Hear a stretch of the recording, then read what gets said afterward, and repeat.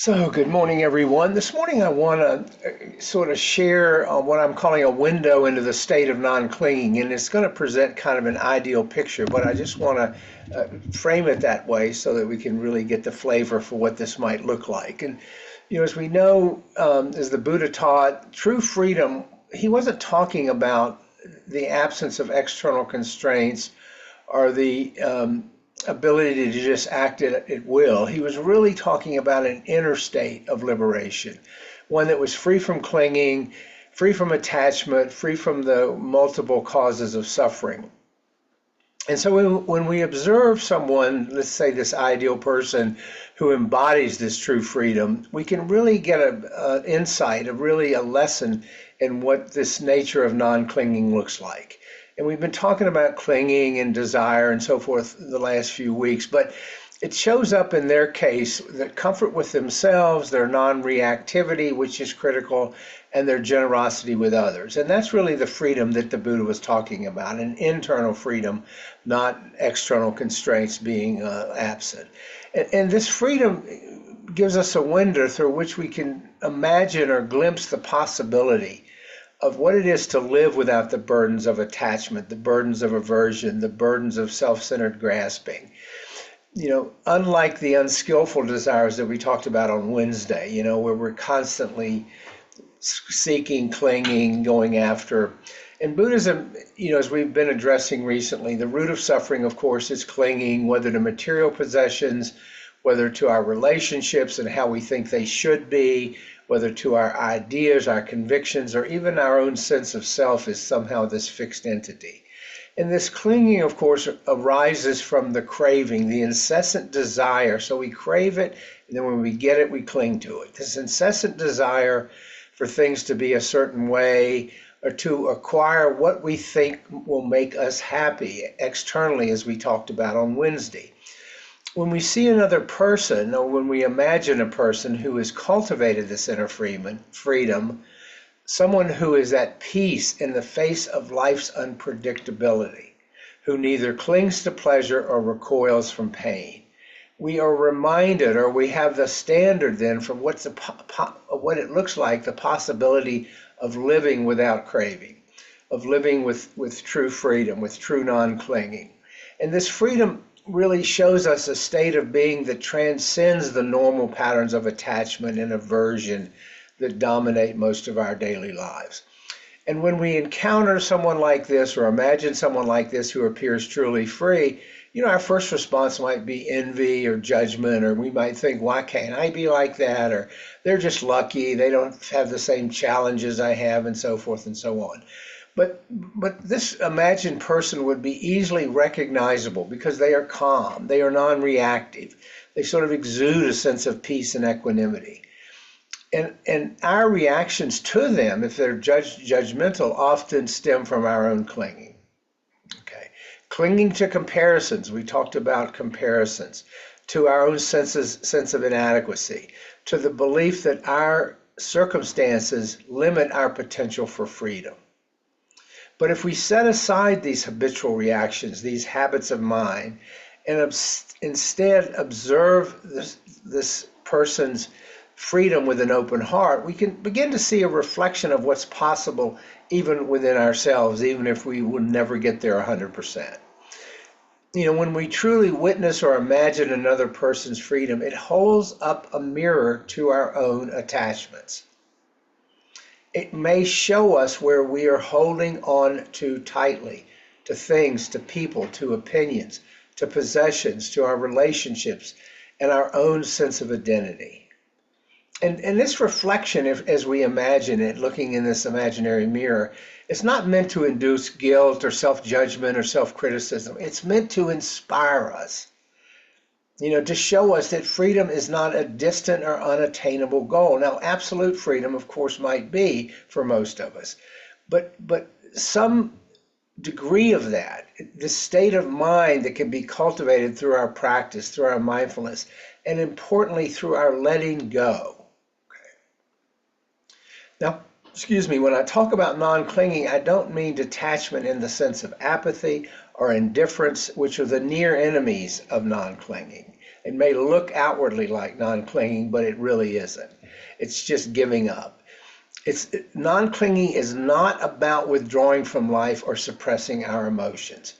It is an active engagement with life without becoming entangled in all the minutiae and all the challenges. Okay.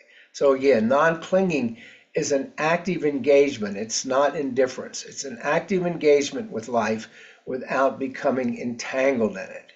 The ability to experience joy without grasping at it. To face pain without resisting it or pushing it away. And perhaps most importantly, to love others without trying to possess them or control them. So consider for a moment the Buddha's teachings on the Four Noble Truths. The second truth identifies craving as the cause of suffering. We know this. And the third truth offers the cessation of craving as the end of suffering. This cessation, this third noble truth, this release, is the essence of non-clinging. To live in a state of non-clinging or approximate that state is to live in harmony with the impermanent and interdependent nature of reality. It is to be free, but not because our circumstances are perfect, but is because we are no longer bound by the habitual patterns of grasping and pushing away. That's true freedom. Circumstances are going to be what they are. And when we see or imagine someone living this way, their freedom is not just inspiring, it is instructive. How do they do this? It shows us that freedom is not dependent on external conditions. We have no control over. The only thing we have control over is our response to those external conditions. And that response arises from this inner transformation and letting us know that the path to freedom lies in our own hands. We have agency. And this is through our willingness to let go of the attachments that cause us so much suffering. The attachments and the clinging and the desire that we've been talking about this last week or so. So then how do we cultivate this long clinging? How do we continue to move toward that in our own lives? And of course, the Buddha, in his wisdom, offers us a roadmap. He offers us practical methods to help us loosen our grip on attachment, to come closer to this state of freedom. And of course, it always begins with our mindfulness, one of the most powerful tools. As we talked about on Wednesday, when we pay close attention to our thoughts, our emotions, our sensations, we begin to see how clinging arises. We begin to see how it perpetuates our suffering.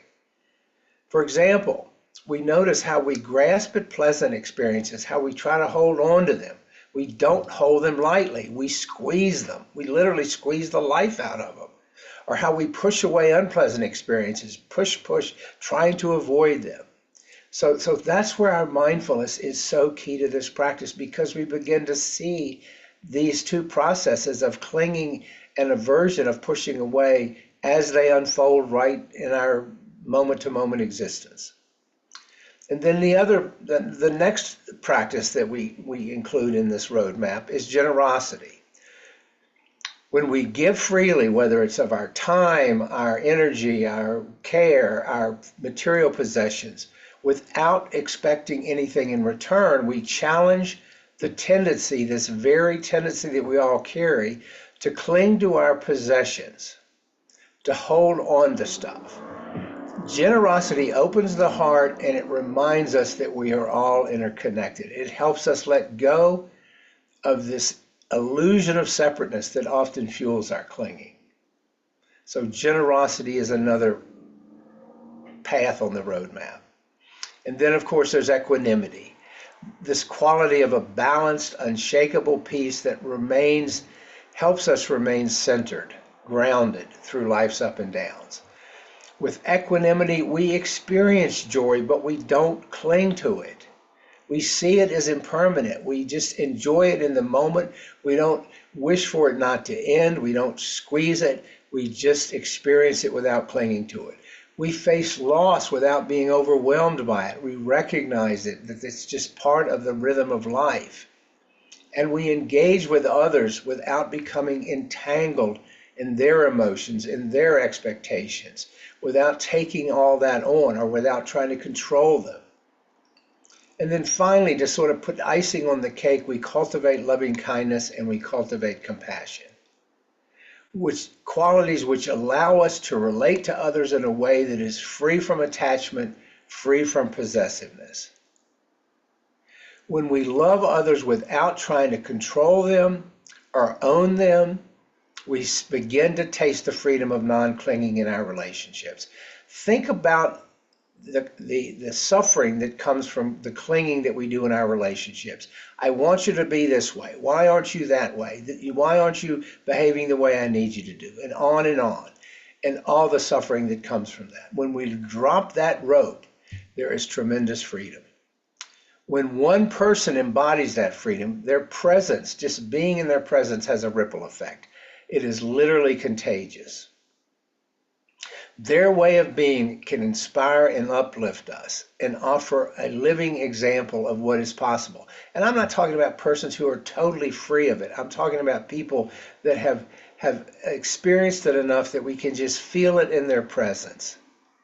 You know, in this sense, that person's freedom is not just a window into the state of non-clinging. It is also a doorway, because it invites us to step through that doorway into this path of freedom ourselves, to explore what does it really mean to live without clinging, the joy, the freedom that is there, this profound peace that comes from letting go, the emotional energy that we expend clinging to things and suffering because they never last. You know, another person's freedom is a powerful reminder of the potential of non-clinging in our lives. It is an invitation to reflect on the ways we are holding on, and to begin the work, the dedicated work of letting go with mindfulness, with generosity, with equanimity, with loving kindness. We begin with all of those practices coalescing to loosen the grip of attachment and move closer to this inner freedom that is our birthright. As we do this, we see that we too become a window through which others can glimpse the beauty and the possibility of a life free from clinging. So those are some thoughts today on a window into non-clinging and the freedom that it promises us.